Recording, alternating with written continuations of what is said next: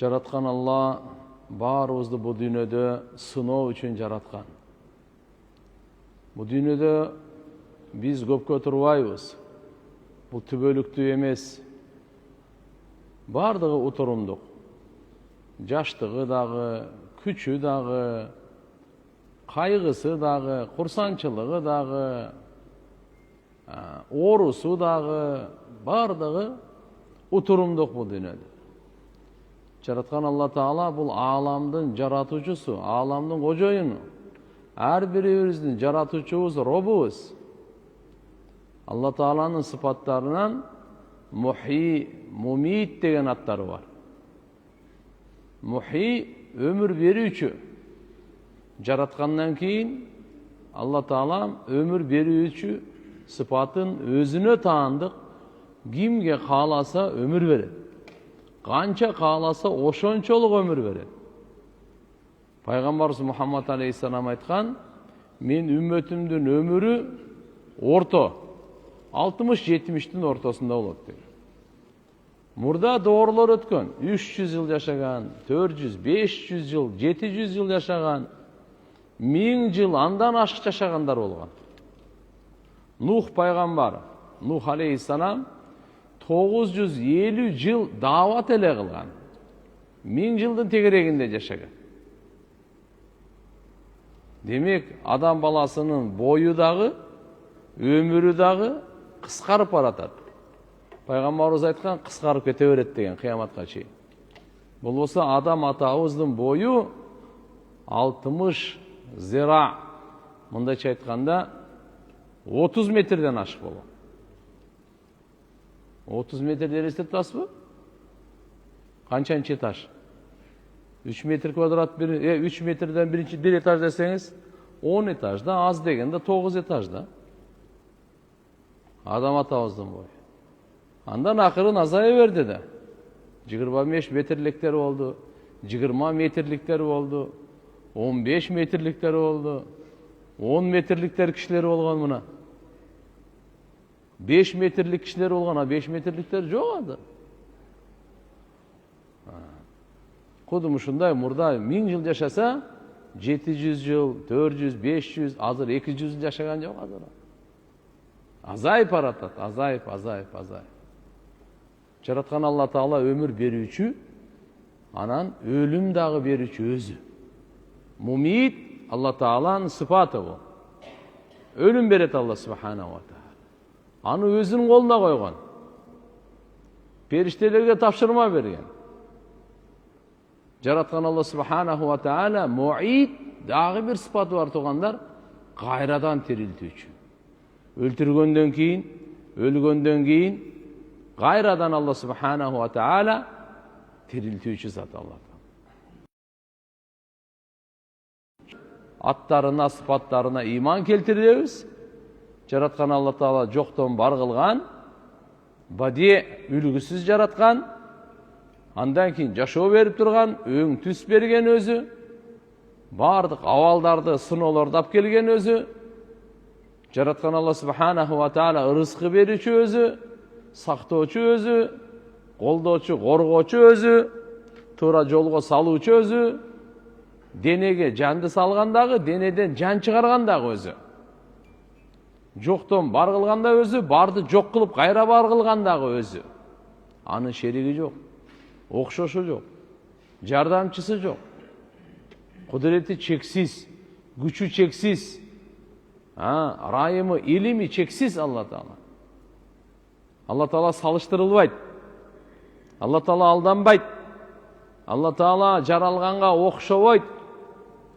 Алла Таала уктабайт. Алла Таала коркпойт. Жараткан Алла унутпайт.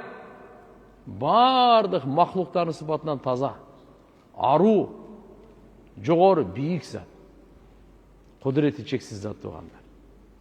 Алла субханаху ва таала сиздерди, биздерди сыноо үчүн жаратты. Адам баласы же бул дүйнөдө жашайт, же өлөт. Жашоо менен өлүмдү Алла чечет. Куранда Алла Таала өзүн тааныштырып айтып атат. Аллади халакал маут вал хаят liyabluwakum ayyukum ahsanu amala. Al ушундай zat, tanıgıla. Ölümdü jaratkan, жашоону жараткан, силерди сынаш үчүн, силердин кийимиңер эң чырайлуу, эң жакшы амал кылат деп. Ölüm менен жашоону Алла Таала жаратыптыр. Адам баласын сынаш үчүн жаратыптыр. Сыноо эмнеде дегенде, сыноо жакшы амалды кыласыңбы же кылбайсыңбы? Аз жашайсыңбы, көп жашайсыңбы? Бай жашайсыңбы, кембагал жашайсыңбы? Жаптып турат ал. Жакшы амал кыласыңбы же кылбайсыңбы? Жакшы сөз сүйлөйсүңбү же сүйлөбөйсүңбү? Жакшы иш кыласыңбы же кылбайсыңбы? Алла Субханаху ва Тааланын сыноосу мына ушул экен туугандар. Алла Таалам сизди бизди адамзаттын баарын ахиретке даярданыш үчүн жаратып атат. Ар бирибиз ахиретке мусапырбыз туугандар. Биз мусулман адам, Аллага ишенген, Алланын ахиретине ишенген адамбыз. Ахирет, ал акыйкат, ал бар, ал чындык. Алла Таалам өзү адилеттүү чечим чыгара турган күн, ар бир жакшы иш кылганга акысын бере турган, ар бир жаман ишти кылганды жазалай турган күн, ошонун аты ахирет. Кайрадан Алла Тааланын алдына терилип барып, эсеп китепти беребиз. Ар бирибиз Алланын алдында жооп беребиз. Жоопкерчилигибизге жооп беребиз. Китептерди жаздыртып колубузга тапшырат, окуттурат, амалдарды таразага тарттырат. Кыямат күнү жарык, нурланган жүздөр болот. Кыямат күнү кара жүздөр болот. Эки түрдүү. Алла Субханаху ва Таала сиздерге, биздерге Кур'ан-ы Каримде кыямат күнгө ишенгенге, кыямат күнгө даярданганга чакырат. Кыяматка ишенгиле, мусулман адам Аллага иман келтирет кыяматта. Иннама я'муру масажидаллах ман амана билла вал яумил ахир. Мечиттерди ким курат? Тек гана Аллага иман келтирип, жана ахиретке иман келтиргендер гана курат дейт. Мечиттерди ким салат экен? Алла ахиретке иман келтиргендер. Пайгамбарыбыз айтат: "Ман кана ю'мин биллахи вал яумил ахир, фальюкрим дайфаху. Ман кана ю'мин биллахи вал яумил ахир, фальякул хайран ау лиясмут." Ким Алла ахиретке иман келтирсе, коногун сыйласын. Алла ахиретке иман келтирсе, жакшы сүйлөсүн, же болбосо унчукпасын. Куранда дагы Алла ахиретке иман келтирүү. Хадисте дагы толтура Алла ахиретке иман келтирүү. Алла андан кийин эле жанаша ахиретке. Ахиретке иман келтиргендин өтө көп пайдалары, таасирлери бар. Мурунку сабакта ошону айтып келатабыз. Бүгүн дагы мына ошонун уландысы: "Ва мин атарил иман бил ахира ай юхаввина ала сахибихи аш-шадаид вал масаиб." Ахиретке иман келтирген кишинин таасирлери жана пайдаларынын бири, анын башына кандай сыноо келбесин, кандай кыйынчылык, кайгы келбесин, бардыгын жеңил кылат экен да. Ахиретке иман келтирсеңиз, демек дүйнөдөгү келген сыноолорго булардын бардыгы жеңил болуп калат экен. Кыйынчылыктар, кайгылардын бардыгы жеңилдейт экен. Ахиретке иман келтирген. Себеп ахиретке иман келтирген киши билет, бул Алланын тарабынан келди деп билет. Жана бул аркылуу күнөөлөрүм кечирилет дейт. Даражаларым көтөрүлөт деп бул бекем ишенет.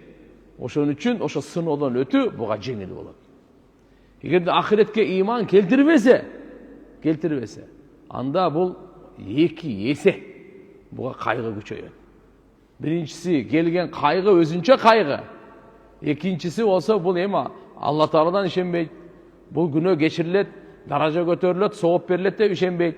кайгынын üstüne кайгы өлгөндүн üstüne gömgөн болуп да мына. Ошон үчүн туугандар, мусулман болуп калганыбызга Аллага чексиз шүгүрлөр.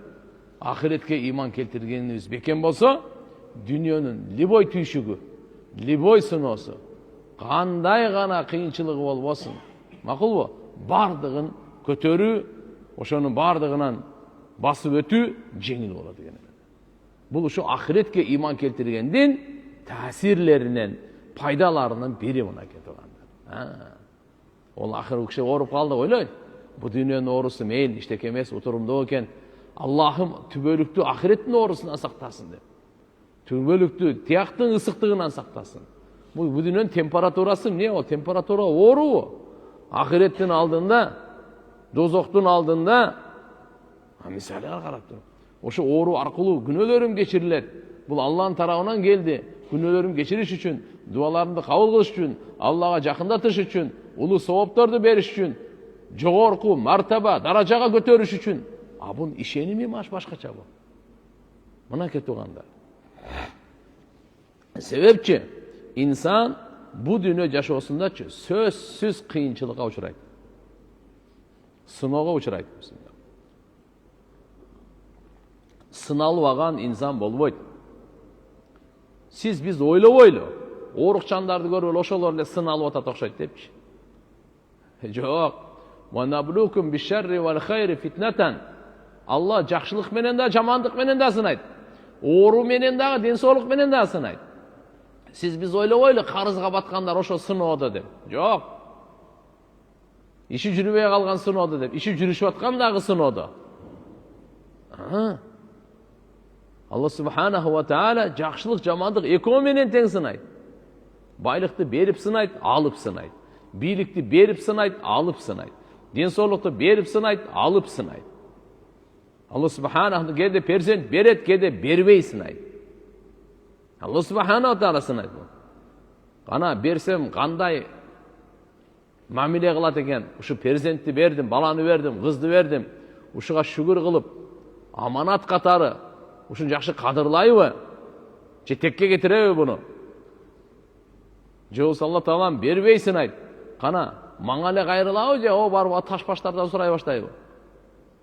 Түндөн күндөн, бар өлүктөрдөн, бир чиркей-пиркейден сурай баштайбы бул? Сынайт Алла субханаху ва таала. Ар бир инсан, ар бир эркек, ар бир аял сыноодо. Сыноо качан бүтөт? Сыноо денеден жан чыкканда бүтөт. Ошондо сыноонун результаты чыгат. Денеден жан чыкканда сыноонун результаты чыгат. Бул түбөлүктүү бактылуу адамбы же бактысыз адамбы? Бейишке бара турганбы же дозокко бара турганбы? Мына эмне барат. Ошон үчүн инсан бул дүйнөдө сөзсүз кыйынчылыкка учурайт. Кандай кыйынчылык? Өзүнүн жанына байланыштуу, бала чакасына байланыштуу, мал дүйнөсүнө байланыштуу, абирине байланыштуу. Угуп алыңыз, адам баласында сөзсүз сыноо келет. Сөзсүз Алла субханаху ва таала жумушунан сыналат, чөйрөсүнөн сыналат, бала чакасынан сыналат, байлыгынан сыналат. Жан дүйнө, мал дүйнө экөөнө тең сыналат, сыналбай койбойт. Кээде башың ооруйт, кээде ичиң ооруйт, кээде уйкуң келбейт, кээде ысытмаң чыгат, кээде сен аркаңдан жала жабышат, кээде сени жакшы көрөт, кээде сени жаман көрөт, кээде ишиң жүрүшөт, кээде жүрүшпөйт, кээде сени мактайт, кээде сени жамандайт, кээде балаң аркылуу, кээде мал мүлкүң, кээде мансабың аркылуу сыноо сөзсүз келет. Ошон үчүн ушу сыноолор жеңил болсун десеңиз, ахиретке ишениңиз. Ушу сыноолор башыбыздан оңой эле өтүп кетсин, жөн эле көтөрүп кетейли десеңиз, анда ахиретке ишенүү. Ахиретке иман келтирүү ушу сыноолордун бардыгынан ийгиликтүү өткөрө турган амал. Бунун таасирлери, бунун нур, бунун касиеттери ахиретке иман келтиргендин нуру, таасири, касиети, пайдасы өтө көп. Ошонун бири дүйнөдө келген, башка келген сыноодон жеңилдетип коет. Жеңилдетип коет булардын баары. Ооруну жеңилдетип коет. Сыноолорду кыйын, кайгыны жеңилдетип коет булардын баары.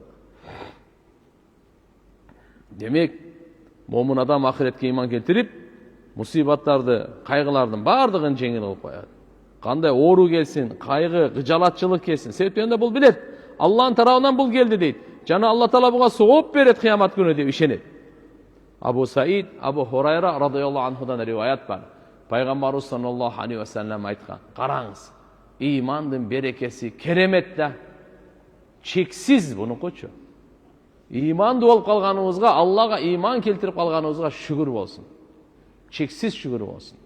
Пайгамбарыбыз айтат: "Ма юсибул муъмин мин насаб, вала васаб, вала хам, вала хазан, вала адан, вала гам, хатта шаука юшакаха, илля каффараллаху та'ала биха мин хатаяху." Мусулман адамга кандай чарчоо, кандай оору, кандай кыжалатчылык, кандай кайгы, кандай ыза жетпесин, жада калса тикенек путуна сайылган, Алла Таала ошо аркылуу күнөөлөрүн кечирип коет дейт да. Эгерде чарчап калсаңыз, сиз мусулмансыз да. Сиз дүйнөгө иштеп чарчасаңыз да Алла күнөөңүздү кечирет экен. Адал ырыскы издеп чарчап калдыңыз. Кетмен чаап чарчап калдыңыз. Чалгы чаап чарчап калдыңыз. Макулу жаза берип чарчап калдыңыз. Акча санай берип чарчап калдыңыз. Кандай дедим? Акча санап чарчабай калды адамдар. Кыскасы Пайгамбар саллаллаху алейхи ва саллям айтат: "Ма юсиб муъмин мин насаб", насаб дегенде таап, чарчаганды айтат. Кандай ишен? Бир жерге сапарга кетип атасыз, жүк ташып атасыз, ысып атасыз, үй салып атасыз, канализация оңдоп атасыз, свет оңдоп атасыз, сантехниканы кылып атасыз. Кандай гана жумуш кылбаңыз, чарчап атасызбы, күнөө кечириле берет экен да. Жыргалбы экен? Курсак тойгоз үчүн чарчап атасыз, бирок күнөө кечирилип атат. Кийиниш үчүн чарчап атасыз, күнөө кечирилип атат. Машина айдайын деп, алайын деп, үй салайын деп чарчап атасыз, күнөө кечирилип атат. Үй бүлө бала чаканы багайын деп чарчап атасыз, күнөө кечирилип атат. Бирок чарчаган адалда болсун да, арамда болбосун да. Арамда чарчаганга анда күнөөдөн башка эчтеке жок ага. Адал пешене тер менен, үй бүлө бала чакамды адалдан, адал пешене тер менен багам деп чарчаган киши, чарчаган сайын күнөөлөр кечирилет. Чарчаган сайын, чарчаганы текке кетпейт. Алла ошону чарчаганы жагат Алла Таалага. Себеп бул адалдан издеп атат, пешене тер мээнет кылып атат. Өзүмдү адалдан там азыктандырам, бала чакамды адалдан азыктандырам деп, бунун чарчаганы Аллага жагат. Бул имандуу адамдын чарчаганы Алла Таалага жагат. Алла Таала ошол аркылуу күнөөлөрдү, каталарын кечирип турат. Экинчиси вала васап, яни оору жетсе мусулман адамга. Тишиңиз ооруп атат, башыңыз ооруп атат, көзүңүз ооруп атат, ичиңиз ооруп, айырмасы жок. Кайер гана оорубасын, мусулман күнөөсү кечириле берет. Ооруган сайын күнөө кечирилет. Грипп болду, күнөө кечирилип атат. Ичи ооруп атат, күнөө кечирилип атат. Баш ооруп атат, күнөө кечирилип атат. Ушуга ишениңиз, пайгамбарыбыз айткан, бекем, көңүлүңүздү көтөрүңүз, чөкпөңүз. Кайер ооруса болду. Жүрөк ооруйбу, өпкө ооруйбу, боор ооруйбу, бөйрөк ооруйбу, пут ооруйбу, тизе ооруйбу, айрымасы жок, күнөө кечирилет.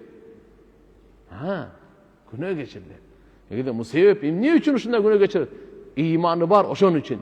Имандын урматы үчүн Алла Таала бунун чарчаганын дагы күнөөсү кечирилет, ооруса да күнөөсү кечирилет, кайгырса да күнөөсү кечирилет, кыжалат болсо да күнөөсү кечирилет, гамга түшсө да күнөөсү кечирилет, даже чалынып кетсе да күнөөсү кечирилет, таш тээп алса да күнөөсү кечирилет, тикен сайылып кетсе да күнөөсү кечирилет. Бир нерсени сүзүп алсаң да күнөө кечирилет. Бирок атайлап сүзмөй жок. Атайлап сүзмөй жок. Мына мусулмандын шаны кандай? Пайгамбар саллаллаху алейхи ва саллям айткан да ошончо. Мусулмандын шаны өтө улуу деген. Ажабан ли амрил муъмин. Момундун ишине таң калса болот да, таң калганга ылайыктуу дейт. Эгерде жакшылык жетсе шүгүр кылса, сооп болот. Кыйынчылык жетсе сабыр кылса, сооп болот. Сообу жок нерсеси жок экен да мусулмандын. Себеп мусулманга же жакшылык жетет, же жамандык жетет. мусулманга эмес, адам баласына өзү ушундай. Же жакшылык жетет, же жамандык жетет, же курсанчылык, же кайгы, экөөнүн бирөөсү. Экөөнүн да тең биз текке кетирбей соо кылат экенбиз да. Жакшылык жетип калды, ишиңиз оңой, эл сыйлап, курсанчылык, Аллага шүгүр, Аллага шүгүр, күлдүргөн Аллага шүгүр деп кое бериңиз. Соопту ала бересиз. Көңүлүмү көтөргөн Аллага шүгүр деп кое бериңиз. Себеп дегенде аннаху адхака ва абка. Кур'ан айтат, Алла күлдүрөт, Алла ыйлатат дейт. Ким күлдүрөт экен? Алла күлдүрөт. Ким ыйлатат дейт? Алла ыйлатат. Алла субханаху ва тааля. Шүгүрлөп турган болсок, соо. Кичине кайгы, кичине кыжалатчылык болуп калды. Буга дагы сабыр кылып кой, соопту ура бер. Соопту ала бер. Бирок сабырдуулуктун сообу шүгүргө караганда көп. Сабырдуулуктун сообу шүгүргө караганда эмне? Көп. Шүгүрдү Алла Таала неаматты көбөйтүп берем деп койгон. Сабырдуулукка келгенде мен өзүм чогумун деген. Мен биргемин деген. Инналлаха ма'ас-сабирин. La in shakartum la azidannakum. Эгер шүгүр кылсаңар, мен көбөйтүп берем, неаматты эле көбөйтүп бере берем деген. Бирок эгер сабыр кылсаңар, кыйынчылык келип калды, токто. Мен ал менен биргемин деген. Аллахтын бирге болуусу кудурети менен, илими менен, жардамы менен, колдосу менен. Вала хам, вала хазан, вала адан. Даже кандай гана сизге кыйынчылык жетпесин. Жануарлардан, инсандардан, жиндерден кандай гана кыйынчылык, ыза жетпесин. Моңголу ушуга да күнөө кечириле берет экен туган эле. Карачы. Күнөө кечириле берет экен. Просто буга ниет кылып коюш керек. Болду. Ниет эле керек, ниет эле. Алладан соопту үмүт кылып коюш керек. Кудай кааласа иншалла ушу кичине ооруп калдым, ушунча Алла Таалам күнөөмдү кечирет деп. Кичине кайгы болуп калды. Иштер анча жүрүшпөй, кичине кыжалат болуп калдыңыз. Бир нерсеңиз жоготуп бердиңиз. Кыжалат болбоңуз иншалла. Ушуга Алла субханаху ва тааля күнөө кечирет. Бул риваят Бухари, Муслим экөөндө тең келет. Дагы бир хадисте Пайгамбар саллаллаху алейхи ва саллям айтат: "Ма мин муъмин юшаку би шаукатин фид дунья яхтасибуха, ай я'лам аннаха мин Аллах та'ала, ва яхтасибу аджраха индаллах, илля қусса биха мин хатаяху яуман қияма." Кайсы мусулман бу дүйнөдө бир тикенге, путуна бир тикен же колуна бир тикен кирип кетсе, анда ал ихтисап кылса, мындайча айтканда Алладан деп билип, сообун Алладан үмүт кылса, кыямат күнү бунун күнөөлөрү кечирилет дейт мына. Кыямат күнү бунун көтөрүлөт. Бир хадисте Абу Саид радıyallahu anhudan Peygamber sallallahu aleyhi ve sellem aytat: "Suda'ul mu'min ve şaukatun yushakuha aw şey'un yudihi yerfa'uhu Allahu biha yevmen kıyama dereceten ve yukaffiru biha anhu dunubahu." Momundun baş orusu. Baş orit ko? Suda' dep koyat mod. Çıkı. Duk duk duk duk baş oru. Oşoron. Jol bolsa butuna тийген tiken, же ага жеткен ыза, Алла ошо аркылуу ошо пендени кыямат күнү даражасын бийик кылат дейт. Анын күнөөлөрүн кечирет дейт. Карачы. Даража дагы бийик болот экен. Тугандар күнөө кечирилет экен. Баш ооруга. Неге? Эми Алла субхана эч ким ооругусу келбейт. Бирок кээде оору болуп калат. Ошо оору келсе тополоң чыгарбаңыз да. Оору келсе кичине сабыр кылып коюшубуз керек экен. Сразу ниетибизди оңдоп жаратканга кайрылып коюшубуз керек экен. Я Алла, оору сенден келди. Пайгамбар Кур'ан-ы Каримде айтат: "Фа ида маридту фа хува яшфин." Ибрахим алейхиссаламдын сөзү. Качан мен оорусам, ал мага шифа берет Алла Таала. Я Алла, мынакей. Ооруп калдым, сенен шифа сурайм, шифа бер. Алла Тааладан үмүт кылса, мына ошол даражасы көтөрүлөт, күнөөлөр кечирилет дейт.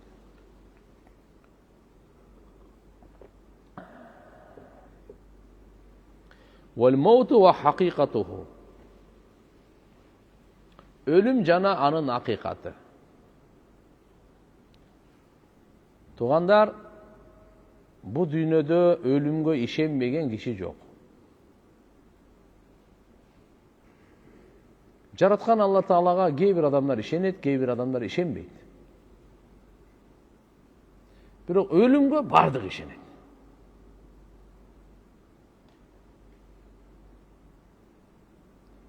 Өлүм бул акыйкат. Чындык бул. Динибизде өлүмгө ишенүү иман. Өлүмгө ишенүү бул бизде иман.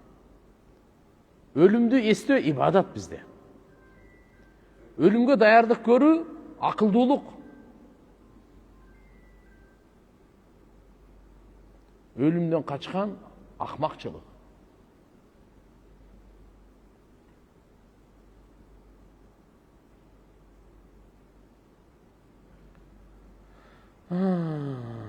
Kur'an'da Allah subhanahu wa ta'ala aytat, "Maut dep koyat ölümdü.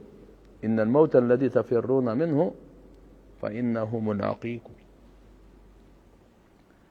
Sizler kaçıp yürüyen ölüm var go, al sizlerin aldığardan çıkat deydi. Aldığardan uçuraşak deydi. Arkaňardan kuup barıp, izdep barıp jete turgan nerse emes eken al. Kayerge kaçsan o şehirden "Assalamu aleykum, kanday geldingizmi?" deytken da. Aldığından çıkat deydi. Artыңdan kuup barıp jetpeytken. Kayaktan çıkat? Aldığından çıkat deydi. Bul dagı bizge ahiretke iman keltirүүгө байланыштуу. Musa paygambar Firavunga davat bergen. Jaratkan Allah Taalaga çakırgan. Firavundun үйүндө çoğoygon. 30 yıl. Anan kaçıp ketken. Keyin 40 yaşında paygambar olup kelgende, sen bayağı men үйүмдө çoğoygon Musa sizsin bu? Musa paygambar aytты. Ova, bırak men azı paygambar olup geldim sana. Firavun özünün Kudaylık'a jar salgan da, men Kudayımın degen da. Jönököy Kuday emes, en uluu Kudayımın degen. Ana rabbukumun a'la dep. Musa paygambar aga davat berdi. Sen Kuday emessin. Yer asmanды jaratkan. Oşoga çakırdı. Mucize var, görsetdi. Görsetdi. Asat ayağın jerge taştaganda mucize görsetsen işenen dedele, boptur. Mucize degen paygambar görsetken keremetти aytat. Taşta dele, asat ayağı mına. Acidar aylandı o. Firavun boldu. Musa kaytar karma. İman keltiren boldu. Kayra karasa asat ayak bolup kalat. Anan aytat, sen öte ukmuş sıyıkırdı öğrenip kelgensin goy deydi. Estağfirullah. Musa paygambardın Allah subhanahu wa ta'ala şunday ulu mucize vergen, kolun koltuğuna salıp durup götürse gündün nurunday nur çıkat ele. Mınандай jarkıragan nur çıkat. Kayra salsa murdağıday ele olup kalat ele. Firavunga oşunday belgilerden 9'du görsetdi. Kançanı? Çekeden çevirtkeler, bakalar, kan, mına bardığını görsetdi. Her birinde iman keltiren bit, gayra keltirmeydi. İman keltiren bit, gayra keltirmeydi. Oşol davatının biri uşundayla. Minha halaknakum ve fiha nu'idukum ve minha nukhrijukum taratan ukhra. Allah Teala Kur'an'da aytar. Minha halaknakum. Biz sizlerdi topraktan jaratkanbız. Ey adam balları. Biz sizlerdi topraktan jaratkanbız. Ve fiha nu'idukum. Biz sizlerdi topraka gayra kaytarabız deydi. Tamam. Ve minha nukhrijukum taratan ukhra. Jana şu topraktan dağı bir irep sizlerdi kaynadan çıkarabız deydi. 3 nerse oldu. Topraktan jaratkanbız. Topraka kaytarabız. Dağı bir irep topraktan gayra çıkarabız deydi. Musa paygambar uşu davatı Firavunga aytты. Biz ölüktü gömüp atkanda uşunu aytabız. Toprak taştaganda. Ölükө toprak taştayбыз go? Topraktan jaralып, toprakka kaytarıp, gayra çıkarıp taştay. Emi uşuna qarаңыз. бүткүл дүйнөдөгү адамдар биринчисине ишенет. Топурактан жаралдык дегенге. Адам атабыз топурактан жаралган. Адам баласынын ичинде толук Менделеевдин бардык элементи бар. Бардыгы топуракка байланыштуу бизге. Эмнени жеп атасыз? Картошкабы? Пиязбы? Помидорбу? Бадырын жеп атасызбы? Же семечке чагып атасызбы? Же сиз коон жеп атасызбы, же дароз жеп атасызбы? Же эмне жеп атасыз? Ошонун баары каяктан чыгып атат? Будайбы? Сиз эмне жеп атасыз? Бурчак жеп атасызбы? Кайдан чыгып атат? Бардыгы ошондон байланыштуу. Мейли сүт ичип атасыз. Уй, кой, төөнүн сүтү. Алар же болсо бee. Ал каяктан келип атат? Жерденби? Бардыгы жерге менен байланыштуу. Биздин жаралуубуз жер менен байланыштуу. Жерге кайтар бул дагы күмөнсүз, шексиз бардык адамдар ишенет буга. Үчүнчүсүнө келгенде эле бир топ адам ишенет, бир топ адам ишенбейт. Кур'ан айтып атат, мына экөөнө ишенгенден кийин үчүнчүсүнө да ишенип кое берсең, мынага ишендиң, буга ишендиң, топурактан жаралдың, топуракка кайтарыласың. Эми ишенип кой, үчүнчүсүнө да ишенип кой. Ушу үчүнчүсүнө ишенгенди мусулман деп айтат. Үчүнчү дирет وَمِنْهَا نُخْرِجُكُمْ تَارَةً أُخْرَى. Жана ошо топурактан биз силерди дагы бир ирет кайрадан чыгарабыз дейт Алла. Жан салаттан чыгара турган. Кайра чыгарат Алла субханаху ва тааля.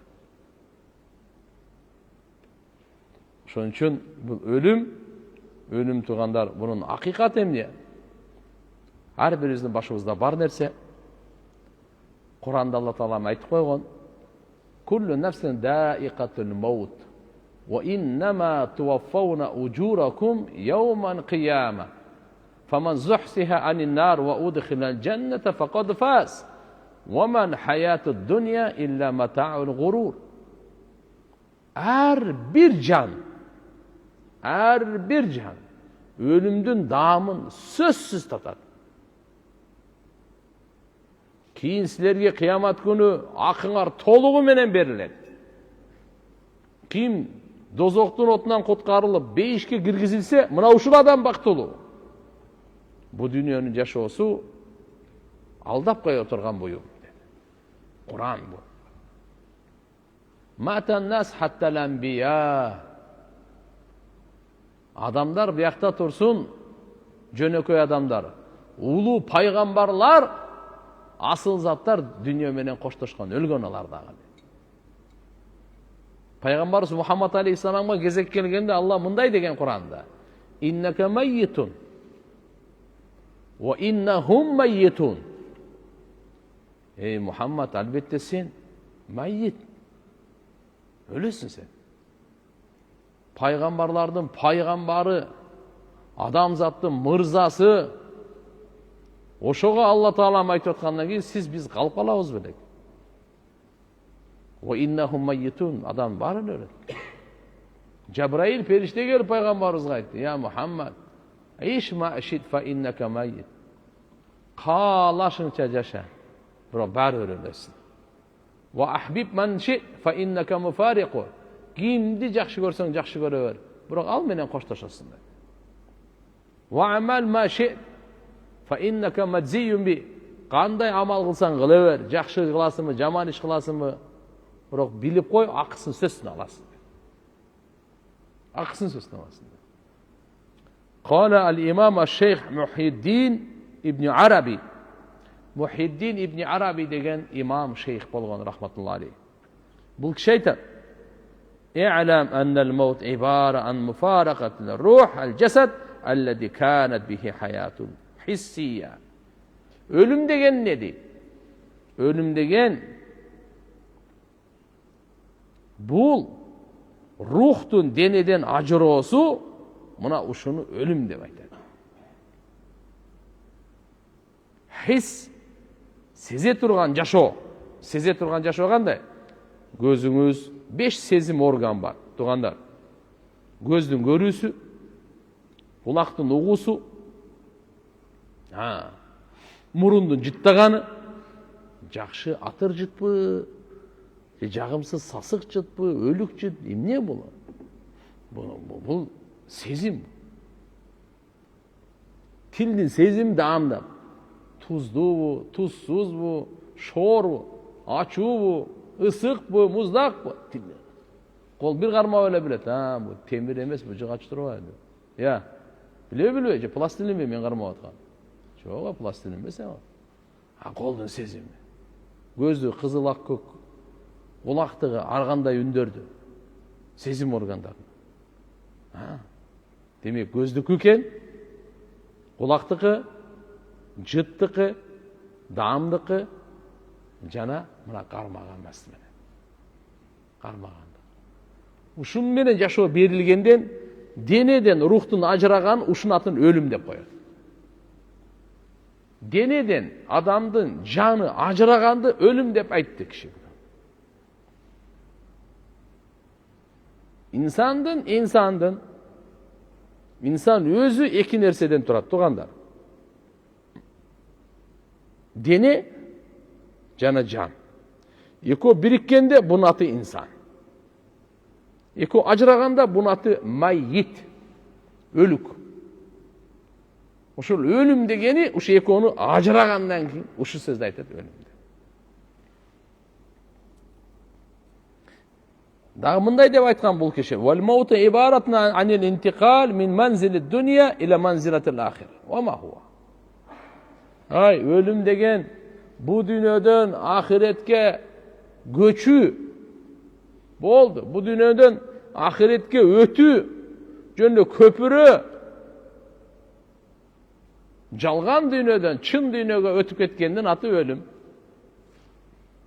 Сыноо дүйнөдөн натыйжа бере турган дүйнөгө өтүп кеткен өлүм. Амал дүйнөдөн эсеп китеп дүйнөсүнө өтүп кеткен аты өлүм. Утурумдук дүйнөдөн түбөлүктүү дүйнөгө өтүп кеткен өлүм. Тугандар, бул жерде шейх айткан экен, өлүм деген жөн эле бир ааламдан экинчи ааламга өтүү. Ата чындап келсе, аны руху өлбөйт ал. Пока тирүү ал. Bir ölümdü şunçalık ele düşünüyoruz deyip. Sebep ruh, bu Allah'ın buyruğundan. Deni materiyadan jaralgan, tuğandar. Ruh, bu materiya emes bu. Materiya degen 4 nerseni aytadi. Kanday degen al? Toprak, su, ot, şamal, hava. Mınadan ile tüzülgön bizim denemiz. Ruh, bu subhanallah, bu Allah Teala'nın buyruğu, başka alam. Başka alam. Mahluk, bu başka alam. Alamul amr dep koyat bunu. Alamul amr. Alamul halq dene jaralat. Alamul amr da bu ruhtun gelisi. Oşun üçün Kur'an-ı Kerim'de Cöğüttör Peygamberimiz Muhammed Aleyhisselam'dan soragan aytına. Yes'alûneke anir ruh. Senen alar soraşat. Ruh, can dünya turalı, can turalı söyleşet. Soraşat, hakikat emniyedi. Sen cevap verip koy. Kunir ruhu min amri Rabbi. Ruh, min Rabbimden hükümü dep cevap ver dedi. Bu dene müçölөр var o. Tuğanlar, bu ruhtun kuralları, canın kuralları. Uşunu işletet de, ruh işletet. Koldu, puttu, gözdü, kulak, meyni, bardığın bu müçölördü ruh işletet bularını. Kuralı bunu, alatı. Çıkıp gitti mi, bunu işletet durgan işlerse yok. Bayağı görüp atkan göz görmeydi. Uğup atkan kulak uqpaydı. Süylep atkan til süylebeydi. Çaynap atkan tiş tişlebeydi. Qarmap atkan, uçuraş atkan kol qarmamaydı. Basıp atkan put baspaydı. Boldu. Bunun bardığın oşul müçölördü işleyip atkandın arkasında jaşıruun Allah'ın buyruğu turat, oşonun atı ruh. ошол иштетип турат. Денебизде жан бар экен, баалуу экенбиз, баарына керек экенбиз, мечитке келет экенбиз, сүйлөйт экенбиз, угат экенбиз, ыйлайт экенбиз, күлөт экенбиз, түшүнөт экенбиз, ачууланат экенбиз. Денебизде рух бар. Атаңа керексин, апаңа керексин, аялыңа керексин, бир тууганыңа керексин, бала чакаң керексин, бадыша болсоң, элиңе керексин, эл болсоң, бадышага керексин. Бирок денеден жан чыгып кетти, сен эч кимге керек эмес. Мешітке келмейсің, бүттү. Келсе жаназаны көтөрүп алып келет, бир окуйт кеттиң ошо. Жак эмес, о узагыраак алып баргыла дейт. Неге көм салбай, о узак алып барып көмгүлө дейт. Ушундай да. Бардыгы болду. Кечээ эле башка эле, азыр башкача болуп калды. Ептеп сізден құтылу да, сіз тез-тез көміш керек болды. Аллаху акбар. Ушу киши мынандай деп айтып атат. Демек, азыр айтып эки мээне сөз болду. Өлүм деген не болду? Дени, рухтун денеден ажыраганы бир өлүм дедик. Так. Экинчисин биз айтып атабыз, жалган дүйнөдөн чын дүйнөгө өткөн эле ушул көпүрөнү өлүм деп айтып атабыз. Өтүүнү эле. Атак пока азыр өлө элек алды. Сеп аз кайра ошо денеге жан кирет кабырда, кайра сурак башталат да. Хадисте келет, Мушкат Масабихта. Өлүктү көргө койгондо, көмүп барды бүтүп, ага жан салынат деген, отургузулат деген. Отура албайт эле го, отургузулат. Анан кийин эки периште келет деген. Эки периште келет деген. Бир эмес, экөө келет. Мункар, накир деген. Таныш эмес, незнакомый деген сөз. Өмүрү көргөн эмес. Ютубтан деле, түштө деле, өңүндө деле, ужас кинолордон деле көргөн эмесин алар. Экөө келет. Так, жан салгандан кийин бул адам кадимкидей сезимдери келет дагы, хадисте келет, ушуга чейин үстүнө көмүп коюп, адамдар кетип атканда пут кийиминин үндөрүн угуп турат дейт. Тып басып кетип аткан доошун үнүн угуп турат дейт. Угулат кан. Ошон үчүн субханалла, бу дүйнөдө намазга бекем адам болсочу, ошого ушундай сезилет экен, асыр намаздан кийин күн батайын деген учурдай сезилет экен. Любой убакта коюлса делечи, түндөсү коюлса деле, эртең менен коюлса деле, түштө коюлса деле, айырмасы жок. Ушу күн батып аткан учурдай сезилет экен да, хадисте келет, пайгамбарыбыз айткан. Ана бул кичине катуу, терең уктап калгандай, көзүн укалап эле айтат, эки периште алдында турса, сурак алайын деп атса, кое турлачы, мен намазымды окуп алайын дейт экен да. Асыр каза болуп кетпесин депчи. Кое турачы, күн батып кетпесин, мен намазымды окуп алайын дейт экен да. Ал экөө анан токто, сен башка жактасың.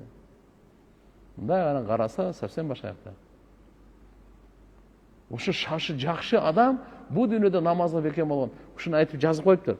Ким ушу сөздү айта алат дейт. Периштелерге ким айта алат ушу сөздү? Кое тургула, мен намазымды окуп алайын, күн батып кетпесин деп.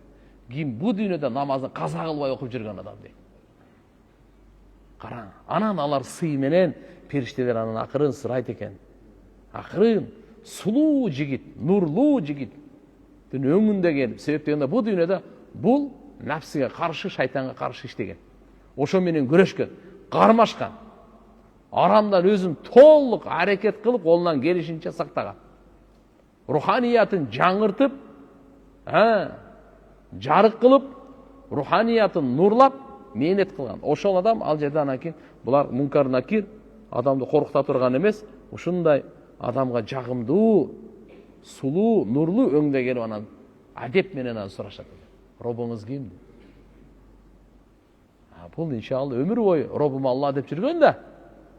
Сразу эле айта деген, Робум Алла, ла илаха иллаллах вахдаху ла шарика ла. Ашхаду ан ла илаха иллаллах ва ашхаду анна Мухаммадан абдуху ва расулух. Диниңиз кайсы? Диним ислам. Пайгамбарыңыз ким? Пайгамбарым Мухаммад алейхиссалам. Кээ-бир риваяттарда келет, пайгамбарыбыздын элесин алып келет экен. Маза тақул би хадар раджул. Мынал киши тууралуу эмне дейсиң дейт экен. Ал bu дүйнөдө пайгамбардын сүннөтүн кармап жүргөн болсо, бир көрүп эле тааныйт экен. Бул Мухаммад алейхиссалам ушунун сүннөтүндө мен жашап жүрбөдүмбү деп. Ушунун сүннөтүн аткарып жүрбөдүмбү депчи. Мынандай болот экен. Ушунун баардыгын жакшы жооп бергенде, биринчи бугачы сол жакты каратат экен. Сол жакты карап койду. Сол жакты мындай караса, периште канаты менен чапканда форточкадай ачылат дейт. Көр. İçinde dozoktu көрсөтөт. Дозоктогу азап, кыйкырык, кордук бир көргөндө коркуп кетет экен. Кайра жаап коет экен канаты менен. Эгерде туура жооп бере албай калганыңда, ушул жакта сенин жайың эле дейт экен. Эми оң жакта кара, оң жакка кара дейт. Оң жакта канаты менен бир чапка ачканда форточкада ачылат деген. Ал жерде бейиштин жыргалчылыгы, бейиштин рахаты, бейиштин бактылуулугу ошол жерден анан жыт келет экен буга. Ошо жытка Аллаху акбар ушунчалык эс алуу рахаттанып эсине кетет. Бейиштин жыты келтире берет экен. Ага айтылат экен, азыр эми уктаңыз. Биринчи үйлөнгөн түндөй аны эч ким ойготпойт өзүнүн сүйкүмдүсүнөн башка. Ошондой болуп уктаңыз кыямат күнгө чейин деп коет экен. Бейиштин рахаты, кээ бир риваяттерге бейиштин төшөгү салынат ага. Көзү кайерге чейин жетсе, она Бишкектин панорамасына чыгып алсаңар, кайерге чейин жетет. Кордайдыга чейин көрөсүңбү? Ошого чейин кеңейет экен кабыры. Эмне үчүн айтсам, азыр Кашкар мешиттен чыксак бизге ане деле көрүнөт, Аламидин деле көрүнбөй калат. Ошон үчүн панорамага чыгарып атам да. Канча көзүңүз узакка жетсечи, көрүңүз. Ошого чейин кабыры кең болот экен бул адамдын. Кара. Аллах. Кудай сактасын. Эгерде бул капыр же күнөөкөр болуп, ушу дүйнөдө ушу напсинин кулу болуп, шайтандын досу болуп жашаган болсо, анда кабыр ошо жерде түздөйт буну. Горбатыйды кабыры эмне кылат? Мейли. Ошол жерде анан ким жооп бере албайт экен, мен билбейм, элдер ушундай айтып жүрүшчү эле. Бирок мен вообще эсте жок анда. Билесиң, ага биринчи бейишти көрсөтөт экен. Бул жакта кара. Сен туура жооп бергенде ушул жерге чөтөлөң дейт экен. Жаап туруп, эми дозокту форточкасына жөнөтөт. Кыйкырык азап ошол жерде ахиреттин жыланы буга басат экен да. Ахири ал дозокту ал жерде ахиреттин жыланы тамаша эмес. Бул дүйнөнүн жыланына окшобойт. Пайгамбарыбыз айткан, эгерде кабырдын ахиреттин жыланы, барзактын жыланы уу чачса, дүйнөдө чөп өспөйт деген. Чөп өспөйт деген. Базган менен чабат деген буну. Ушунда бир кысканда кабыргалары бирине кайчылашып кирип кетет деген. Кыйкырык, өкүрүк, бакырыкта азап кыямат күнгө чейин уланат деген. Пайгамбар саллаллаху алейхи ва саллям айткан, кабырдан да коркунучтуу жай мен вообще көргөн эмесмин деген. Пайгамбарыбыз саллаллаху алейхи ва салламдын мен деген сахабасы Усман разияллаху анху бейиш жөнүндө, дозок жөнүндө айтса, анчалык эле көзүнөн жаш чыкпайт эле. Бирок кабыр боюнча айтса, же кабырдын жанына келсе, көзүнөн жаш чыгып, сакалы суу болуп кетет экен да. Анан жанындагы сураган экен. Сиз эмне үчүн ушундайсыз? Бейиш дозок айтса андай эле ыйлап неме кылбайсыз. Кабыр боюнча же жанынан өтүп ушундай сөз болуп калса, көзүңүздүн жашына сакалыңыз суу болуп кетет дегенде айткан экен аларга. Жооп берген экен мындай деп. Кабыр ахиреттин биринчи тепкичи. Биринчи этабы. Биринчи классы. Эгер ушу кабырдан адам жакшы өтүп кетсе, кийинки бардык ашуулары, бурумдары, бардык этаптары буга жеңил болот. Эгерде ушул жерде жооп бере албай калып, же ушул жерде кыйналып калса, анда кийинкиси мындан да кыйын болот деген экен.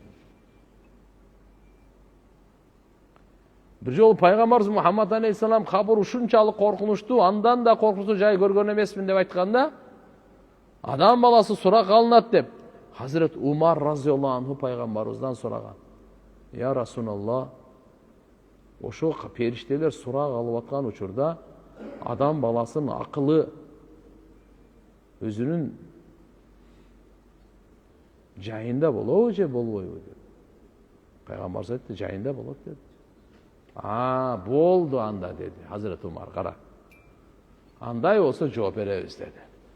Акылы менен өзүнүн ордуна келген болсо, анда уже коркунуч жок, бияга жооп беребиз dedi. Караңыз. Bir жолу Hazret Ayşe radıyallahu anha enemiz bir жөөт аялга жардам берди. Жөөт. Еврей, чындасыз.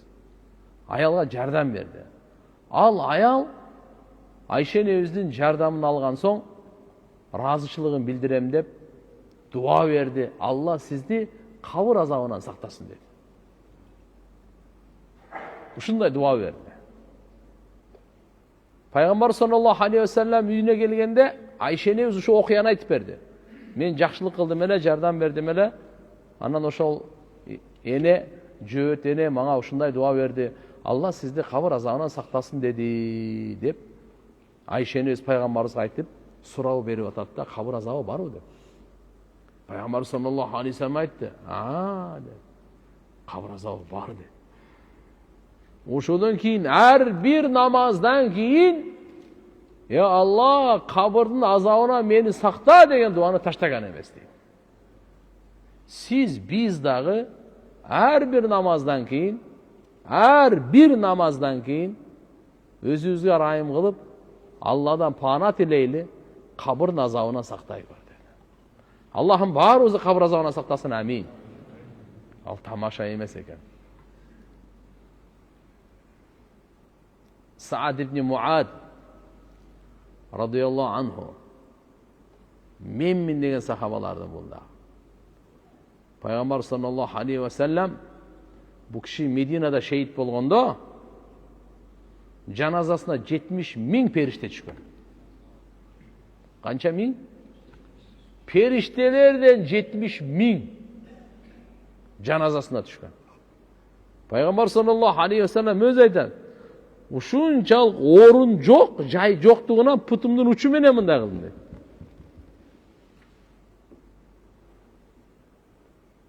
Саад ибн Муад радıyallahu anh.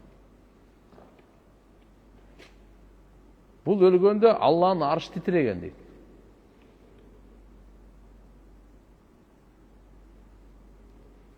Бунун жаназасын пайгамбарыбыз өзү окуган. Кабырын 4 бурчунан 4 түрлүү жыт чыккан. Бу Саадга бериле турган камчыдай же камчысы. Чырта келди. Бейиштен жакшыраак деген. Ушунча орунду. Эми айтып атат ошо.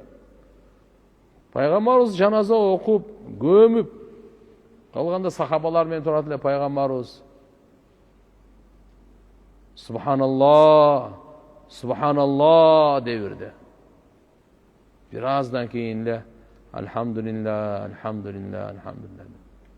Keyin soraştı, ya Resulallah, bu sözde aytpayt elеңiz go adatda. Subhanallah, Subhanallah dep ne üçün aytып бердиңиz дегенде пайгамбар айтты. Saatти кабыр кысты dedi. Кабыр кучагына алып кысканда мен Subhanallah devirdim dedi. Анан кийин кой берди dedi. Elhamdülillah, Elhamdülillah dedi. Ушундай улуу сахаба 70.000 периште жаназасына түшкөн, Алланын аршы титиреген кишиге кабырдын мамилеси ушу болсо, сиз бизге кандай болор экен? Аллахым баарыбызды кабыр азабынан сактасын, амин. Баарыбыздын ата энебизди, бир туугандарыбызды, бала чакабызды Алла таалам кабыр азабынан сактасын, амин. Бардык мусулмандарды сактасын, амин. Пайгамбарыбыз ошон үчүн айтты, намазда салам берерден алдын 4 нерседен пана тилегиле. Таавваду мин арба. Кабла салам берерден алдын. 4 нерседен. Аллахумма инни ауду бика мин адаби джаханнам, ва мин адабил кабр, ва мин фитнатил махья вал мамат, ва мин шарри фитнатил масихид даджжал. Ya Allah, dozоктун отунан сакта, kabırın azabından sakta, ölüm жашоонун fitnesinden sakta, Dajjal jamandığından sakta. Mına törtü. Salam bererden burada. Attahiyat okup bittiniz. Duanı Rabbana atina okudunuz. Joğusa mına azırkı dua. Allahümme inni a'udhu bika min adabi cehennem ve min adabil qabr ve min fitneti mahya vel mamat ve min şerri fitneti mesihid dajjal. Şunu kim jattaydı inşallah? Jattayız mı inşallah? Kaçan? Sentyabrda o. Bugün bu.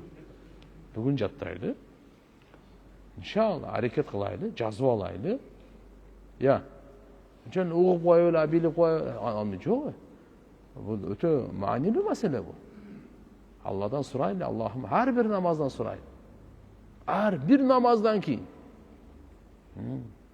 Hareket lazım tutanlar. Oğuyla. Aytınız ki Allahümme inni a'udu bika min adabi cehennem ve min adabil qabr ve min fitnetil mahya vel mamat ve min şerri fitnetil mesihid dajjal. Allahümme inni a'udu min adabi cehennem. Dozokun azabından sakta ya Allah de. Kabir azabından sakta. Ölüm, жашоонун fitnesi. Ölümdün de fitnesi var. Жашоонун da fitnesi var. Ya Allah şu ekonominin teyin sakta. Dajjal jamanın fitnesinden sakta degan dua.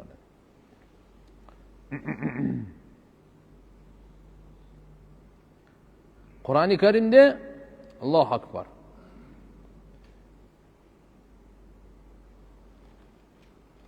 Şehitler turalı alardı ölüktör dep aytpagıla degende. Şehitler çınığı şehit kim? Allah'ın dini üçün Allah'ın yolunda can bergenlerdi. Çınığı şehit dep aytadi. وَلَا تَقُولُوا لِمَا يُقْتَلُ فِي سَبِيلِ اللّٰهِ أَمْوَاتٍ بَلْ أَحْيَاءٌ وَلَكِنْ لَا تَشْعُرُونَ. Sizler Allah'ın yolunda öldürülген adamdı ölüktör dep aytpagıla dedi. وَلَا تَقُولُوا لِمَا يُقْتَلُ. Kim Allah'ın yolunda öldürdü? فِي سَبِيلِ اللّٰهِ أَمْوَاتًا. Allah'ın yolunda öldürülgen adamlarda ölüktör dep aytpagıla dep Allah buyruk beriyordu. Bal ahya, alar tirilör de atat Allah Teala. Walakin la teş'urun. Biroq sizler bilbeysiңер, qanday tiriyor ekenlerin bilbeysiңер. Bizden akılımız az. Bilimimiz öte az. Allah Subhanahu ve Teala adam balasına bergen bilim öte az. Bilmegenimiz öte köp, bilgenimiz öte az. Adam kança nerse bilsin, bilbegeni andan köp. Majhulat, ma'lumatqa qaraganda daima köp bolot da.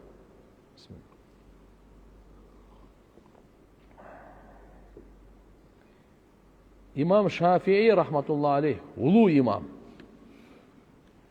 Öte ilimli imam. Bu kişi aytat. Kançalık men ilimdim köböйгөн sayın bile başladım, bilmegenim köp eken deydi. Düşündüre aldın mı? Kançalık bilimim artıp köböйгөн sayın emniyeni bile başlaptır. Bilmegenim köp ekenin bile başladım deydi Kayraç. Oşol imam uşuncha aytып atsa, siz biz eçteke bilmeyiz.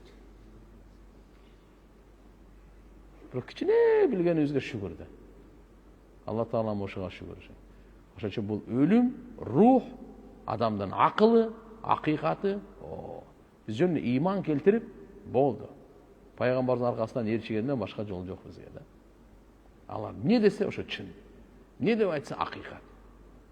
Ne dep aytsa çındığı. Hak.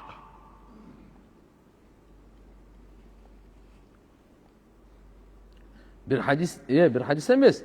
Başka yerde gelir. Ahya yurzakun inde rabbihim yurzakun deydi de. İnde rabbihim yurzakun, şehitlerdi, ölükleri de aytpagıla, alar tirilör öz Robbilerin aldında rızkılan duruşat deydi. Şehitlerdi. Bu yerden bildik demek ne adamında ölbösü. Abi ölüm kayakta gel. Dene ölet, ruh ölüydü. Bizim gözümüzge аны көре албайбыз. Шейиттер тирүүлөр деген ошол.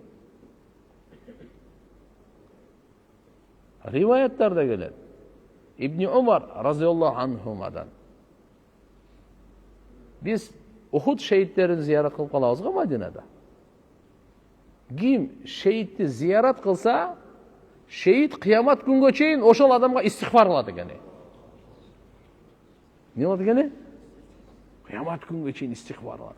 Кыямат күнгө чейин истигфар кылат дегени Алладан сизге кечирим сурайт экен дейт. Чыныгы шейиттер мына. Ошолорду зиярат кылуунун мынандай улуу сооп азиети бар. Ошон үчүн баягы көбүнчө эми шейиттердин мырзасы Саййиду Шухада дейт. Саййиду Шухада Хамза бин Аби Талиб. Хамза разияллаху анху пайгамбарыбыздын абасы. Ошолчу Хамза разияллаху анху шейиттердин мырзасы эди. Буну пайгамбарыбыз айткан. Ухуд шейит эмесинде казатында шейит болгон. Ошон үчүн Мадинага барганыбызда ошо Ухуд тоосун зиярат кылып, Ухуд маарака, то есть ошол Ухуддагы казаттын кандай болгон, даанышмандылыгы, пайдасын, окуяларын айтып, анын жанында ошол жерде кабырстан бар. Шейит, Ухуд шейиттеринин кабыры бар. Ошол жерге барып салам айтып, зиярат кылабыз да. Азыркы риваят мынакей. Ким шейиттерге барып салам айтса, шейит ал үчүн кыямат күнү истигфар кылат дейт. Ла илаха иллаллах. Имам Газзали рахматуллах алейх Худжатул Ислам. Бул киши айткан экен, аннал маут ма'наху тагайюру хал фақат. Өлүм деген абалдын өзгөрүүсү гана. Аннар рух бақия бада муфаракатыл жасад. Жан бар го, денемен ажырагандан кийин бул калат дейт. Кантип калат десең, имма муаддаба ва имма мунаама. Же азапталып калат дейт адамдын жаны. Же рахаттанып калат дейт. Экөөнүн бирөөсү. Алымдар айтышат тугандар. Бу дүйнөдө негизгичи рахаттанган, азапталган дене болуп эсептелинет. Эсалып рахаттанып калсаңыз, дене рахаттанат да. Азапталса, ооруса, тияк-бияктары кыйналса, бир кесип кетип, ана мына дене биринчи азапталат да. Бирок буга аслан жасат болгону менен табаан рух болот. Негизги ролдо дене турат, мейлиби? Артынан ошого эргешкендери жан турат.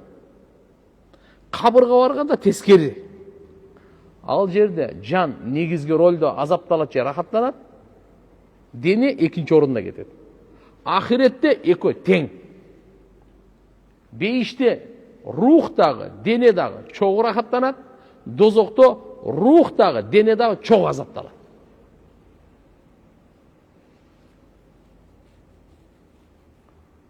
Ошон үчүн мына жердеги айтып атканы имам Газзали рахматуллах алейх. Бул рух денеден ажырайт деген мааниси эмне десе, инқита тасарруфиха анил жасад би хуруджи жасад ан таатиха. Бул киши ушуну айтып атат. Денеденчи рухтун тасарруф, мындайча айтканда, ошону башкаруу, иштетүүдөн үзүлүп калат экен да, ошол эле. Азыркы силерге айтып атканыбызда, биз не дейбиз? Көз көрөт, кулак угат, кол кармайт, пут басат, тил сүйлөйт деп келе атабыз да. Адамдын денесинен жан чыккандан кийин ушул эрежебиз, ушул законубуз ноль болуп калды да.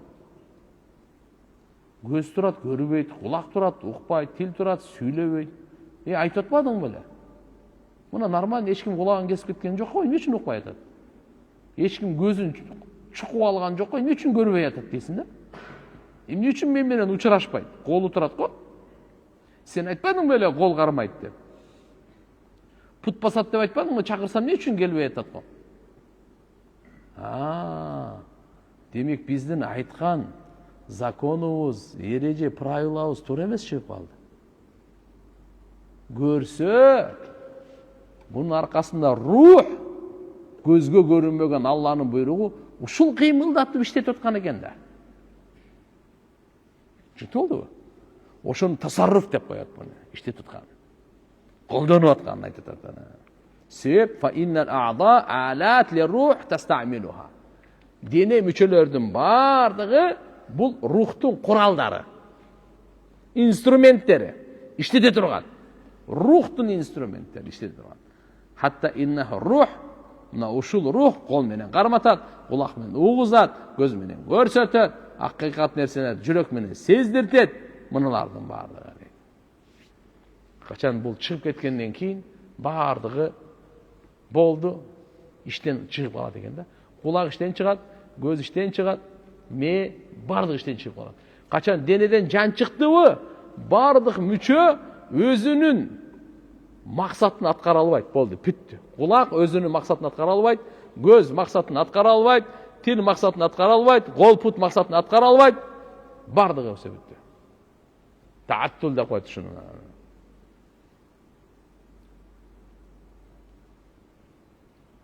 İnsanın ruhunun hakikati boyunca Peygamber sallallahu aleyhi ve sellem'den sorulganda Allah Teala çoğunda mına düşürgen ayattı. Ve yes'alûneke anir ruh kulir ruhu min emri rabbi ve ma utitum minel ilmi illa qalila. Ruh boyunca mına tuğanda. Jana senden alar soraşat ruh turalı aytıp koygun ruh min Rabbimdin ökümünün jana silerge öte az ilim berildi. Öte az ilim berildi. Anı ruhtu men izuçat etip bilip alam degen mümkün emes. Kanday eken, kança gram eken, kanday öңdö eken, uşun bir payqap albaylığı, video kameralardın bardığın koyup, ukmuş videolardın bardığın koyup, uyga kamap, sırtın bardığın sementtep, hiçbir kichine dağı teşik kaltırбай, dağı komnatanın içine komnata kılıp, anı sandık kılıp, sandıktın içine dağı sandık kılıp, içine kamap koysan adamdı, ölüm giriveli assalamu aleykum de ruhtal çıkat eken da. Ağa tosulbayt eken da mına nerseler. Telefonlar tosulbayt eken. Tosup cevap koysan da eç derse tosulbayt eken. Al kayaktan girdi ya. Janalgıç kayaktan girdi anı. Kayaktan alıp çıkıp ketdi al. Bardığın tosup koysa da kayaktan girdi al. Bu başka alam. Bu başka alam tuğanlar. Oşun için Allah Teala aytadi: "Ve ma utitum minel ilm illa qalila." Sizlerçe berilgen ilim, bilim öte az. Anı sizler düşünbeysin. İman keltirgile hakikatin Kur'an'da Allah Teala ne dep aytkan bolsa şunu. Peygamber sallallahu aleyhi ve sellem kaçan Mekke'de olganda Kurayşlar soragan eken.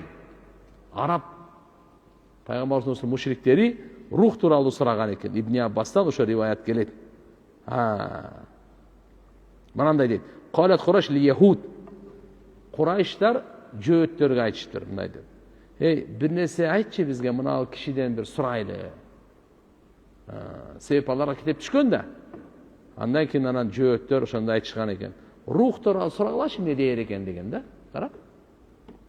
Анан ушул аят түшкөн. Кийин Пайгамбар саллаллаху алейхи ва саллям Мединага көчүп келгенде jööттөр рухту өздөрү сурашты. Бухари, Муслимде келет. Ибн Масуд разияллаху анхудан мен бир жолу Пайгамбар саллаллаху алейхи ва саллям мен эгин талада басып баратсам, Пайгамбар саллаллаху алейхи ва саллям камыштан жасалган ошо жөнөнүп отурат эле, бир jööт өтүп баратып айтты. Gebirine jööttөр ötüp baratып, сурагыла dedi. Muhammad'dan сурагыла, ruh turalуу. Gebir aytты, сурабайла койгула dedi. Сурасаңар азыр ушундай жооп берет. Жоопсуз каласыңар, мат болуп каласыңар депчи. Сурабайла койгула, силерге жакпаган суроо менен жооп берип коюшу мүмкүн деп. Анан кандай болбосун Пайгамбар саллаллаху алейхи ва саллям сураганда, Пайгамбар аларга жооп берген жок. Ибн Масуд разияллаху анху айтат, Пайгамбарга вахий келгенин билдим. Анан кийин ошо туруп анан айтты, мына Алар сенен сурашат рух тууралуу, сен айтып кой, рух мен Робумдун өкүмү. Мына.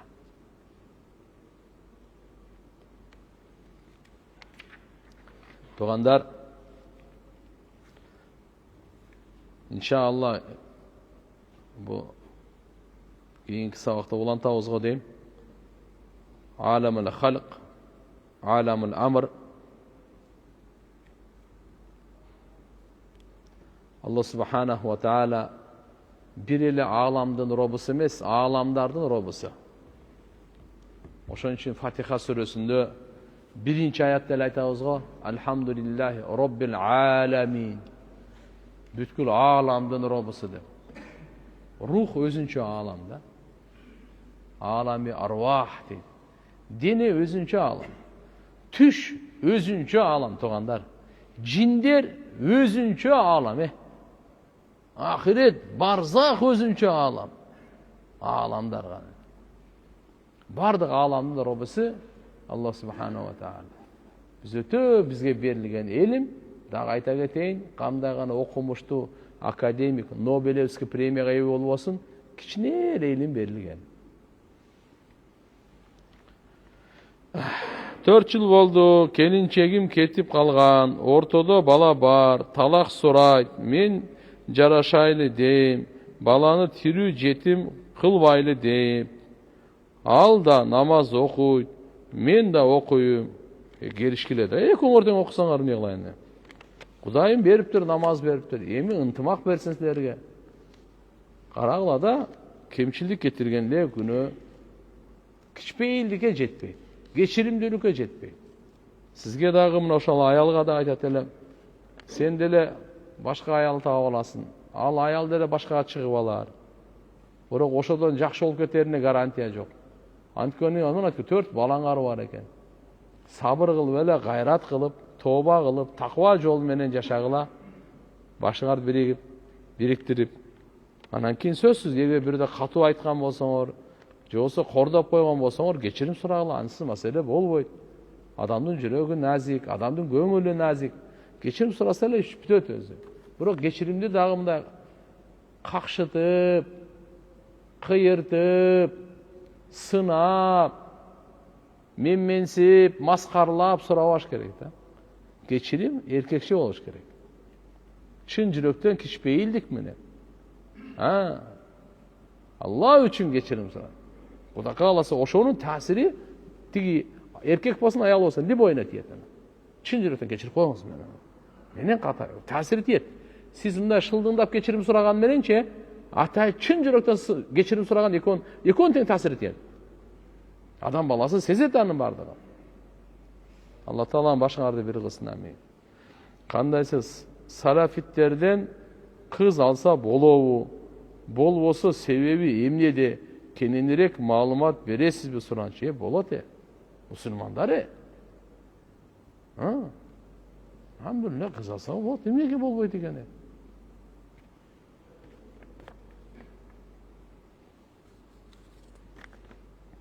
Assalamu alaikum ustaz. Ustaz, her bir adam törölgöndө ага bir talant berilet deyt. Eger de oşo talantыңды таап, ошону менен элге жардам бербесең, кыяматта жооп бересиң деп уктум. Ustaz, ошол талантты кантип тапсак болот? Дордойдон издеш керек. Маша тамашага Алла разы болсын. Алла Таалам ар бир инсанга 3 нерсени аманат катары берет. Бири жан дүйнө, экинчиси мал дүйнө, үчүнчүсү жөндөмдүүлүк. Биздин жашообуз аманат, жаныбыз аманат. Экинчиси канча байлыгыңыз бар? Бул дагы Алла Таалам берген байлык. Үчүнчүсү жөндөмдүүлүгүңүз, азыр ошо талант деп айтып атканыңыз. Жөндөмдүүлүктү Алла Субханаху ва Таала берди. Ошону жакшылыкка иштетиш керек. Кыямат күнү ушул тууралуу суралат. Сиздин аябай жөндөмдүүлүгүңүз бар эле, адамдарга жакшылыктардын эшигин ачканга эмне иштетпедиңиз? Эмне үчүн ушу Алла берген тил менен адамдарды жакшылыкка чакырбадыңыз? Эмне үчүн ушу билимиңиз менен, тажрыйбаңыз менен, өнөрүңүз менен, талантыңыз менен Алланы таныштырбадыңыз адамдарга, я. Эмне үчүн ушу берилген байлыкты Алланы таныштырбадыңыз? Алла сурайт. Алланын динине эмне кылдың? Иншалла эми карап туруп өзүңүздүн кесипкөйлүгүңүз, бул талант дегени сизге кайсын бир жака алхамдулилля кээ бир адам машаалла жакшы сүрөт тартат, бирөө жакшы жазат, бирөө дагы алхамдулилля кооз, мындайча айтканда жакшы сүйлөйт, бирөө болсо машаалла көп эле сүйлөйт, бирок жакшы иш кылат. Бирөөнүн жөндөмдүүлүгү математикага, бирөөнүкү физикага, бирөөнүкү дагы историяга, ар кимдики ар кандай. Бирөө жыгаш уста болсо, бирөөнүн колунан алып келбейт, бирөө тамак жакшы бышыртса, экинчинен келбейт. Мына ошо сизге берилген кандайдыр Алла Таалам бербей койбойт. Жашооңузду таап кеткенге сиздин бир мүмкүнчүлүгүңүз бар. Бирөө спортсмен мисалы, туурабы? Кодум ушундай иш, ошонун берген ошо талант болот турганда. Ал башка жактан изделбейт, аны өзүңүздөн издейсиз. Мен башка башында кичине тамашалап койдум, дордой пордойдон деп атак, аны өзүңүздөн. Өзүңүздө Алла Таалам алхамдулилля сурап, дуа кылып бериңиз, Алла Таалам аны көрсөтөт өзүңүздөн. Кайсыга жөндөмдүүсүз? Устаз, акыркы убакыттарда соц тармактарда аял кишилер көбөйүп кетти. Алардын ичинде дамыралардын да илимдүү аялдары жана кыздары да жок эмес. Алар үчүн уруксат барбы? Буну муфтияттан сурайсыңар. Мен буну билбедим кандай болуп кеткен экен. Соц тармактардан. Мен көп соц тармактарда жок адаммын. Ошон үчүн аны мен билбеймин. Муфтияттан сурап көрүңүз. 21 жаштамын. Алдыда дагы 4 жыл окуум бар. Азыр үйлөнгөнгө мүмкүнчүлүк жок. Бирок ошол эркекчилик көптөн бери кармап жүрөт. Кээде абдан катуу кармайт. Напсы, рахмат устаз, Алла разы болсун. Мындай да Пайгамбар саллаллаху алейхи ва саллям айткан: "Эй, маашара шабаб, жаштардын жамааты. Кимдин колуңардан күч жетсе, күчүңөр келсе үйлөнгүлө. Анткени уяттуу жерди сактайт, көзүңөрдү сактайт арамдан" деген. Эми ким күчү жетпесе үйлөнгөнгө, ал орозону бекем кармасын деген. Орозону бекем кармаса, адамдын арамга болгон напсы кумарын сындырат экен. Я. Ачка өлөндө турса, башка жакта ойлонгон идая этеби дагы. Чаңкап жыгылайын деп. Орозо менен арамдан өзүн токтотот. Саартан керчке жеп иче берсең, анан Кудай сактасын, напсың кармай аласың, кармай албайсыңбы? Келинчегим намаз окуйт, кайненем окубайт. Сводный кайнагам окубайт. Не деген сводный деген? Кайнагам окубайт. Аялыма, карындашыма талак бер дейт. Аялыма, карындашыма талак бер дейт. Кайненем менен бөлөк жашайт. Өзү кайненемди карабайт. Эмне кылайын? Түбүмө жетти. Ортобузда балабыз бар. 2 жолу мастуратка чыкканбыз. Жок, өзүнө кайнагаңарга саттыгыр киришкенге акысы жок. Апасын сыйласын, урматтасын. Силердин үй бүлөңөргө вообще киришкенге акы жок. Албетте сиз аялыңызга зулумдук кылбаңыз, жакшы тарбия бериңиз. Ал талак бер, ал ким ал талак бер деп айтканга. Эгерде сиз карындашын кордогон болсоңуз, акысын бербесеңиз, зулумдук кылган болсоңуз, анда ал дагы бир туугандай, ал да тирүү жан. Анан көрсөң муну бошотуп кой, талагын бер. Же болсо жакшынакай кара, жакшынакай бак деп айтса, бул бөлөк кеп да. Атак акысы жок анын.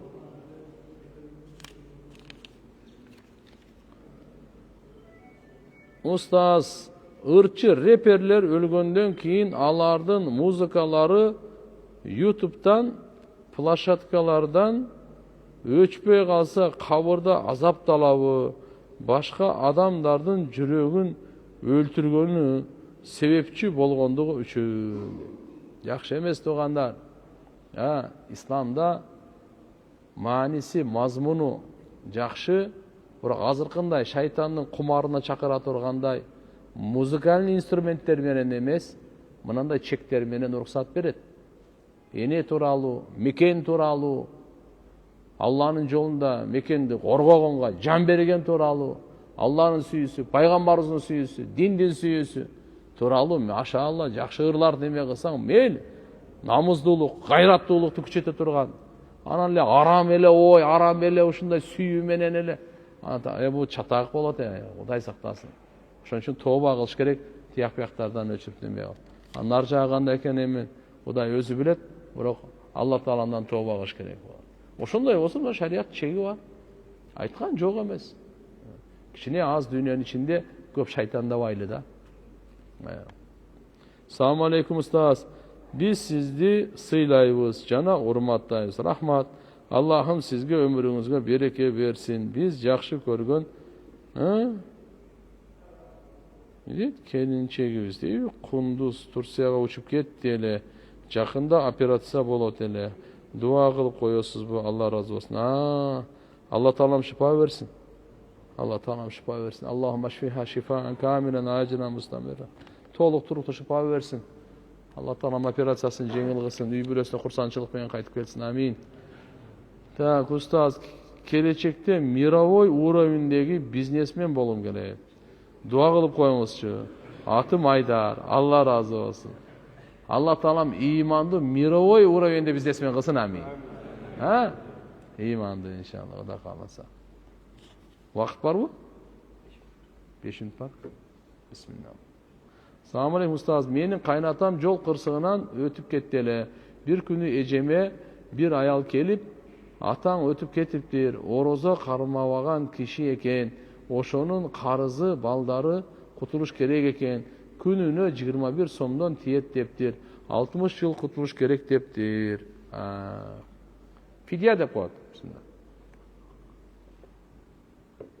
Шариятыбызда эгерде бир адам орозо кармабай, намаз окубай өтүп кетсе, анда ошол киши өтүп баратканда өзү осуят айтыш керек балдарына. Туугандарына мен акчамдан ушул убагында орозо окуй албай, кармай албай калдым, намаз окуй албай калдым, паланча жылбы, айбы айтып, ошонун фидиясын берип койгула деп айтса, анда важип болот да. Айтпай кетсе, туугандарына эч кандай важип, милдеттүү эмес. Бирок аткарып койсо өтө жакшы болот. Ал канча өлчөмү десе, фитр садака. Быйыл фитр садака 50 сом болдубу? Эсте барбы туугандар? Быйыл фитр садака канча болду? 50 сом. Бир күндүк орозого 50 сом. 30 күн орозо кармабаса 1,5 миң сом. Бул 1 жылдыкы. Эгерде ошол аксакал 10 жыл орозо кармабай, калган жылы кармаптар өтүп кетсе, анда 15 миң сом болот экен да. Эсеп түшүндүңүздөр, Ошо 15 миң сомду бейбечара кембагалдарга, муктаждарга ошол аксакалдын атынан ошонун фидиясы деп берип коюш керек да. Кыямат күнү иншалла орозосун кармап берди дегендердин катарында өтөт деген үмүт бар. Намаздыкы 5 убак намаз плюс витр важип бар. Ар бирине намаздыкы эми көбүрөөк болуп калат да. Орозонуку бир күнгө бир эле болуп атпайбы? А намазды косо 6 болуп атат да. 50-нү 6га көбөйтсө канча? 300 болобу? Бул бир күндүк 300 сом болот. Ошону 30га көбөйтүргөн болсоңуз канча болот? 9 миң сом болобу? Бул канча? Бир айлык. 12ге көбөйтсөңүз калькулятор менен акырын эсептей бересиз. Бул бирок сразу эле берсин деп аткан жери жок. Акырын өлчөп бере берсе болот. Ошо маселени айтыптыр да сизге. Тагдырга ким менен турмуш куруу дагы жазылганбы? Же бул адамдын тандоосу? Үйлөнгөнгө чейин тандоосу. Үйлөнгөндөн кийин тагдырда. Тандоо дагы тагдырдан туугандар. Тандоо дагы эмне экени? Тандоо дагы тагдырдан болот бул туугандар. Алхамдулилlah. Алла Таала иншалла тандоо берген. Тагдырга таянып жатып алган ал туура эмес нерсе. Тандоо берген. Ошону биз Алланын илими, Алланын сыры деп тагдырды билебиз. Бардык жакшылык жамандык тагдырда бар деп билебиз. Assalamu alaikum. Менин суроом, иманым алсырап намазды дагы таштап салдым. Не кылсам болот? Иманды күчөтүш керек. Иманды сөзүн сүйлөп, көбүрөөк иманды сөзүн угуш керек. Иманды чөйрөгө келиш керек, мынандай чөйрөгө. İlimden imandın çöyrösü. Uşul жерде ilimden imandın sözün uğasın. İmandın yoluna çıkış gerek davatqa. İmandın işlerin kılış gerek, ölük juuş gerek. Kabır kazış gerek, oğurluарды ziyaret kılıp koyuş gerek. Namazыңыз Құда қаласа иманыңыз құрчайды. Құран açыңыз, зикір қылыңыз, илай албасаңыз, илай албағаныңыз үшін илаңыз. Илағанның сүретін құрыңыз. Алла Таалам иншалла мейірімді, райымды. Ким Аллаға қадам таштаса, жаратқан Алла жардам бербей қойыш мүмкін емес. Чын жүректен еркіңіз менен бисмилла деңіз, бірақ намаз таштабаңыз, тақсыр. Ушунча сөздерді оқып жүрөсүздөр. Сізді барды таштағанда ушу таштабай. Бүгін қайын таштайсан? Менин атам намазын адамдар бар жерде окуйт, башка жерде окубайт деле. Анан жалганды көп сүйлөйт. Анан бирөөдөн акча алса бергиси келбейт. Не кылсак болот? Атаңызга да дуа кылыңыз. Акырын кызматын кылыңыз. Жакшы костюм алып бериңиз. Калпакты кийгизип даватка алып чыгыңыз. Сыйлаңыз, кызматын кылып, путу колунан массаж кылыңыз. Анан иншалла акырын ата деп дават менен башканы бир медресеге алып бара албайсыз. Мешитке алып барсаңыз кайра келет. Башка баягы жаман чөйрөсүнө кошулат. Киши чөйрөдөн үзүш керек азмаз. Чүйдө болсоңуз Баткенге чыгып барыңыз. Баткенден болсоңуз мына жактан келип Таласка келиңиз. Таластан болсоңуз Жалал Абадка барыңыз. Жалал Абадтан болсоңуз Көлгө келиңиз. Көлдөн болсоңуз Ошко барыңыз. Оштон келсеңиз Нарынга келиңиз. Нарындан болсоңуз Бишкекке келиңиз. Бардыгына. Чыгыш керек чөйрөгө. Анан иншалла Кудай кааласа мына жаман адаттар калат. Алланын жолуна чыкканда алхамдулилла оңолуу процесси жүрөт. Оңолуу процесси жүрө баштайт. Адамдын иманы курчуп, Кудайга шүгүр, арамды таштоо жеңил болот. Вакыт болуп калды. Субханака Аллахумма ва бихамдика нашхаду ан ла илаха илля анта настагфирука ва натубу илейк. Allah.